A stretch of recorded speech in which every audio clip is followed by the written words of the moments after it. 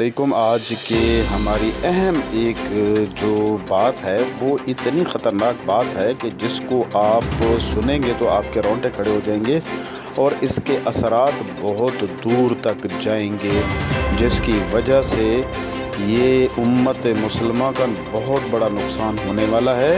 और इसी तरीके से अगर आपके मुल्क में गवर्नमेंट को, इस्लामी मुल्क को चाहिए कि जगह मस्जिद की ख़ुद बनाए, अगर आपकी गवर्नमेंट की जगह पे मस्जिद बनाई गई, उसको अप्रूवल भी मिली गई, 40 साल भी हो गए, और उसके बाद आज इस वक्त पूरी दुनिया में मुसलमानों की मसाजिद के ऊपर यहूद और हनूद दोनों का हमला हो रहा है, उस दौरान एक इस्लामी मुल्क से इस तरह का पैगाम जाना कि यहाँ मस्जिद गैर कानूनी है 40 साल से और इसको तोड़ दिया जाए, तो फिर तो यहूदी भी कहेंगे कि मस्जिद अक्सा गलत है, कानूनी कायम नहीं है, वो तो आपके मुसलमानों बादशाहों ने बनाई थी, इससे पहले तो हमारे यहूदियों की जगह थी। इसी तरीके से दिल्ली की मस्जिद के पीछे इस वक्त ये हनूद लगा हुआ है, जो कि वो मुसलमानों की तमाम मसाजिद को गिराने के चक्कर में लगा है। वो कहता है कि इधर तो पहले मुसलमान थे ही नहीं, 800 साल मुसलमानों ने हुकूमत की है तो बनाया है, इससे पहले तो हमारे मंदिर थे। तो बात ये है कि फिर ये बात बड़ी दूर तक जाएगी और इसके इस्लाम के ऊपर बहुत बुरा असर पड़ेगा। ये तो आपने रिवायती एक इस्लामी मुल्क से शुरू कर रहे हैं मस्जिद को गिराने की, लिहाजा इस मस्जिद को ना गिराया जाए। ये मुसलमानों का भी बहुत बड़ा नुकसान है, उम्मत इस्लामिया का बहुत बड़ा नुकसान है, और इससे आप यहूद और हनूद को पूरा मौका दे रहे हो। फिर वो जो मस्जिदें गिरा रहे हैं, इसका मतलब है वो कानूनी तौर पे सही हैं, फिर वो लोग, आप उसको इस्लामी मुल्क से एक पैगाम दे रहे हो। जैसे कि आपने देखा है कि सऊदी अरब ने अभी जमात जो दावत है इस्लाम की देने वाली पे पाबंदी लगाई, तो उसका इंडिया में बहुत बुरा असर हुआ है कि वहाँ के यहूद और हनूद ने क्या किया है कि शोर मचा दिया कि देखो तुम्हारे इस्लामी मुल्क में ये हाल है कि वहाँ जमात के ऊपर पाबंदी लग गई है तबलीगी पे, तो हिंदुस्तान में क्या ज़रूरत है। तो उसका एक बहुत बड़ा असर मुसलमानों पे हो रहा है। 40 करोड़ हिंदुस्तान में मुसलमान हैं, वो इस वक्त बड़ी टेंशन में कि इस्लामी मुल्क जहाँ खाना काबा और मस्जिद नबी और दीन का वहीं से फलना फूलना, वहाँ पे आपकी तबलीग पे पहले पाबंदी लगवाई यहूदियों के कहने पे इस वक्त सलमान गवर्नमेंट ने। अब उसके बाद आपका इस्लामी मुल्क दूसरा पाकिस्तान है जो इस्लाम का किला कहलाता है, और यहाँ बैठ के आपने जो फ़ैसला दिया है गलत तरीके से इंटरप्रेट करके कोर्ट को मिस हैंडलिंग किया गया है, तो कोर्ट के डिसीजन पे नज़रसानी करनी चाहिए, वरना ये इस्लाम का उम्मत का बहुत बड़ा नुकसान होगा। और इसकी जो कीमत बनती है वो ताजरान तारे करोड़ हैं, पाकिस्तान के बड़े बड़े पैसे वाले हैं, उनको चाहिए कि अगर ये जगह ख़रीद ली जाए, इसका हल यही है, इसके पैसे गवर्नमेंट के ख़जाने में डाले जाए, और पार्क बनाना तो इसी की जगह बराबर में और जगह ख़रीद के पार्क बना दिया जाए, लेकिन मस्जिद को ना गिराया जाए। इसका हल ये तो हो सकता है, लेकिन ये हाल नहीं है कि मस्जिद को गिरा दिया जाए। ये तो इस्लामी मुल्क में अगर मस्जिदें गिरने लगेंगी तो ये समझ लो कि मुल्क के अंदर एक अनारकी की तरफ चला जाएगा। लोग हमारे इतने समझदार नहीं हैं, इनको तो कोई भी गलत आदमी इनको पट्टी पढ़ा देगा, बाहर की एजेंसियाँ भी काम करेंगी, और इस तरह हमारे मुल्क में एक खाना जंगी की कैफियत हो जाएगी।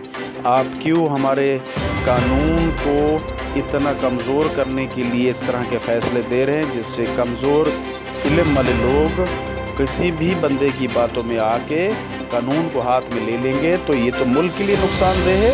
हमारे सिक्योरिटी की एजेंसियों को, इदारों को चाहिए कि वो इस पर नज़र रखें, और कोर्ट को भी मेहरबानी करनी चाहिए कि वो नज़रसानी करें कि मुल्क की सलामती का मसला हो जाएगा। आप क्या समझ रहे हैं इस तरह बात को? इसको तो कोई भी इस्लाम के नाम पे कुछ भी बोल देगा, तो मुल्क के लोग इतने पढ़े लिखे नहीं हैं, वो तो बात को सिर्फ इस्लाम के नाम पे जान दे देंगे, फिर क्या करोगे? तो इसलिए तो इसका पैगाम गलत जाएगा हिंदुस्तान और इज़राइल में कि जो पाकिस्तान एक मुस्लिम मुल्क है, इसके लोग जो हैं वो अपनी मस्जिदें गिरा सकते हैं, तो फिर हमारा भी हक़ है कि हम अपनी पुरानी जगहों पे अपनी मस्जिदें इनकी गिराई जाए, क्योंकि हमारी कानूनी तौर पे नहीं है। तो वो तो किसी मुल्क में भी, गैर मुस्लिम मुल्क में जैसे ये इज़राइल है या इंडिया है, वो अपने कोर्ट से कोई भी पैगाम ले कर मस्जिदें गिराना शुरू कर देंगे। तो ये आप इस तरह की बुनियाद ना डालें कि जो इसका पूरी امت مسلمہ پہ بہت برا اثر ہوگا، اور خاص طور پہ اسرائیل اور انڈیا میں بہت برا اثر جائے گا۔ یہ کورٹ کو چاہیے اور ہماری حکومت وقت کو، اور جو بھی اس کی پیمنٹ ہے وہ یہاں کے تاجران سب پیمنٹ ادا کریں۔ یہ 1200 گز جگہ جو ہے اس کی پیمنٹ کر کے یہ بالکل اس کو قانونی طور افسوسناک واقعہ پیش آیا۔ اتنا بڑی مسجد، مدینہ مسجد طارق روڈ کے اوپر، میں تو سمجھ رہا تھا 25-30 سال، ایسے اندازہ لگایا تھا، پتہ چلا کہ 40 سال سے قائم، اور پورے طارق روڈ کے اوپر اول سے آخر تک کوئی اور مسجد نہیں، اور پارک برابر میں پیچھے پڑا ہوا ہے۔ اس کے بارے میں حکم دے دیا، ڈھا دو اس کو، پارک بناؤ اس کو۔ خدا کا خوف کرنا چاہیے۔ لوگ اس سلسلے میں بڑی غلط فہمی میں مبتلا ہیں۔ ایک بات میں آپ کو واضح کر دیتا ہوں کہ لوگ کہتے ہیں بھئی اگر غیر قانونی طور پر جگہ پر بنائی گئی ہے مسجد تو وہ مسجد نہیں ہوتی، یہ صحیح بات ہے، لیکن اس کا مطلب یہ ہے کہ ایک تو اگر کسی کی زمین پر جہاں جائز قبضہ کر کے مسجد بنائی جائے گی وہ بالکل ناجائز ہے، حرام ہے وہ۔ اسی طرح اگر کسی سرکاری جگہ پر بنائی جائے گی تو بھی اصل بات یہ ہے کہ نہیں بنانی چاہیے، لیکن صورتحال یہ ہے کہ ایک اسلامی ریاست میں حکومت کا فرض ہے کہ وہ ضرورت کے مواقع پر مسجدیں بنائے، اس کا کام ہے یہ۔ الذین ان مکناہم فی الارض اقاموا الصلاۃ، اللہ تعالیٰ فرماتے ہیں کہ جب مسلمانوں کو اقتدار نصیب ہو تو پہلا کام ان کا یہ ہے کہ نماز قائم کرنے کے لیے جگہ بنائیں، نماز قائم کریں، تو یہ حکومت کا کام ہے۔ لیکن اگر حکومت پہلو تہی کر رہی ہے، آپ بتائیے، خود سوچ کے بتائیے کہ سارے ملک میں یا اپنے شہر کی بات کر لیجئے، کوئی ایک مسجد بتا دیں جو حکومت نے بنائی ہو، یعنی حکومت نے اپنے خرچے پر تعمیر کی ہو، مندر تعمیر کر لیا، وہاں گردوارہ تعمیر کر لیا سکھوں کے لیے، لیکن کوئی مسجد تعمیر کی ہو اپنے خرچ پر، کم از کم میرے علم میں نہیں۔ تو جب حکومت کوتاہی کر رہی ہے اپنے اس فریضے میں، تو کیا مسجدوں سے خالی ہو جائیں شہر؟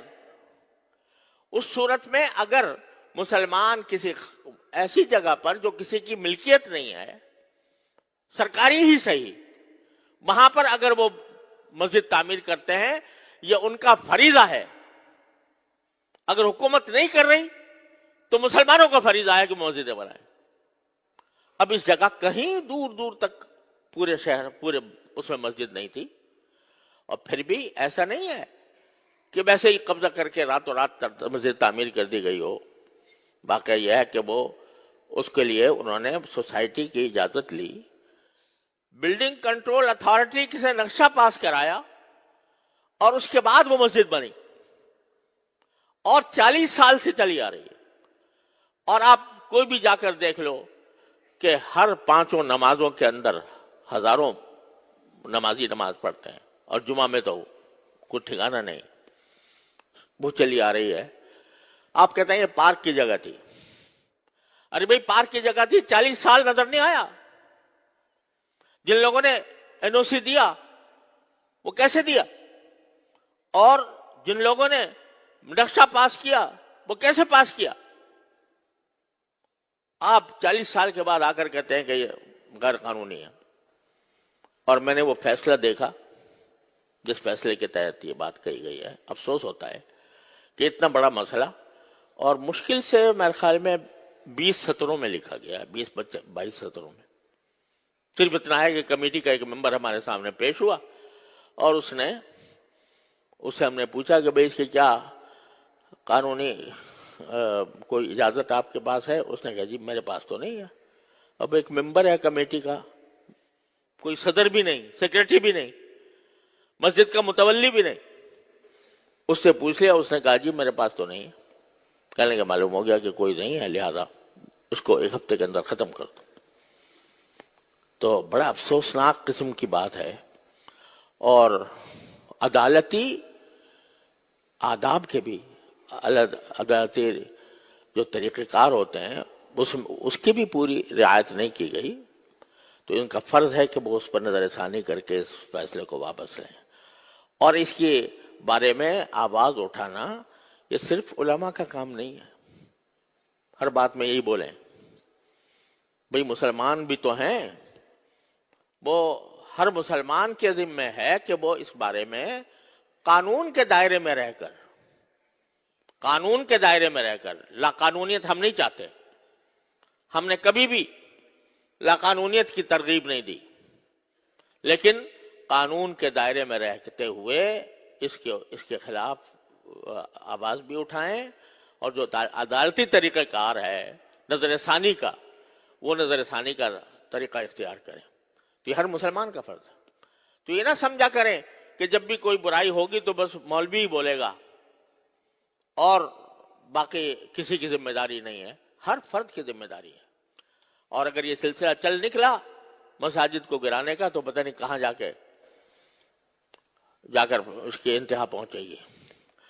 تو اس کو خیال کرنا چاہیے۔ اللہ تبارک و تعالیٰ اپنے فضل و کرم سے ہمیں اس امت کی جو اصل خاصیت ہے کہ امر بالمعروف اور نہی المنکر شریعت کے دائرے میں رہ کر، اور الحمدللہ ہمارا قانون بھی اور آئین بھی کوئی اس کے تحفظ دیتا ہے، تو اس کے دائرے میں رہ کر اس کے بارے میں جتنا کسی مسلمان سے ہو سکے وہ کرنا چاہیے۔